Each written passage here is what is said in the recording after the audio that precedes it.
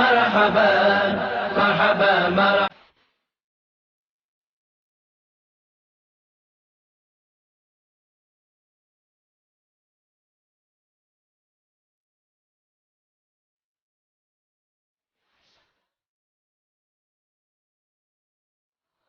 اعوذ بالله من الشیطان الرجیم. بسم الله الرحمن الرحیم.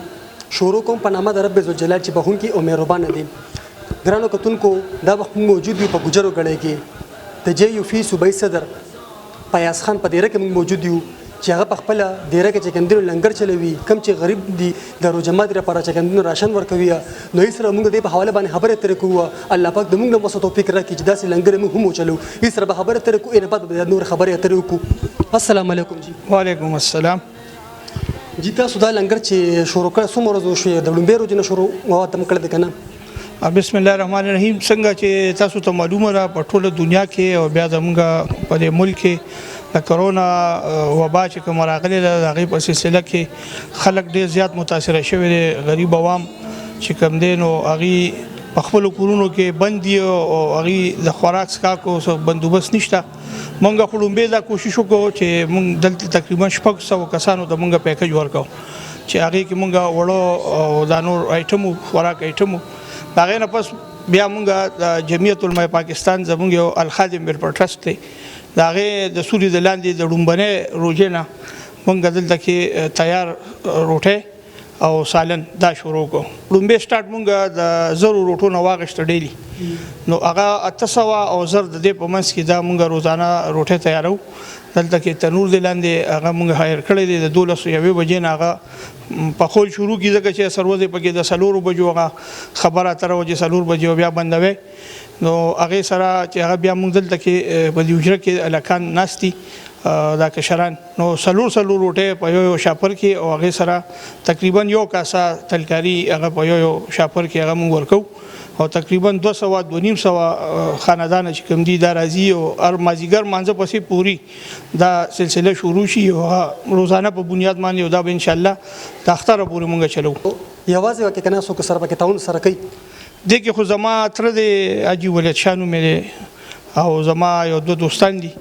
هغوی پکې ما سره تعاون کوي او زه ما زیات تعاون زما او زما د تر دی چې موږ خپل پیسې چې کومې دي نو هغه موږ په دې کې اډجسټ کړي دي او دا موږ په دې سوچ وکړو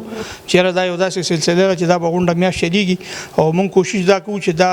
کاناغي یو په خپل کور کې خپل فیملی سره کینی او روجمات یو کې ډېر خلک داسې شته تاسو ورې په سوشل میډیا تصویران کتلي چې هغه کور ول ناستي او سپور روټه هغه ته پرته یو نو سینه د خوراک نو موږ خپل دا یو کوشش کړی چې کم از کم یو تلګاری موږ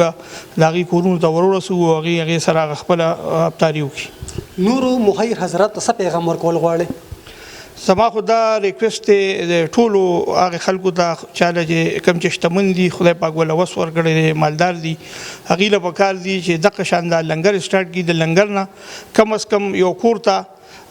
د ماخام روټۍ رسی او دا یو داسې شی دی پیکج کې اکثر دام کې دي شي یو کس 2 او 3 او د کور سلور 15 راشي پته نه لګي او د کې دا حساب کتاب دی چې دا روټۍ چې دی وړي نو دا به ماخام خامخا خوري په دې کې دورای نشته نو بل نشته کولی شي هر ورځ سلور 15 روټۍ لاغي د کور د لپاره برابرۍ نو ټولو ته د ماده خواسته چې لاغي خپل کم زکات دي صدقات دي خیرات دي هغه د لنګر شروع کی د لنګر خل زما د کراچي او دغه تزم پنجاب ته زیات نو ال د لنګر سیستم ډیر زیات دي او زمونږ خیبر پختونخوا کې بالکل نشته نو ما دا نورانی لنګر سٹارټ کړ د دې وجنه چې دته وګوري نور خلک هم دا لنګر سٹارټ کی په مختلف نمونو سٹارټ کی خو پکار دي چې خپل غریبانو نوډه مونږه په دې روزه کې خامخا یاد کو ځکه چې ډېر خپل میاشت او د عبادت او ثواب هم پکې په ډبل پتربل لې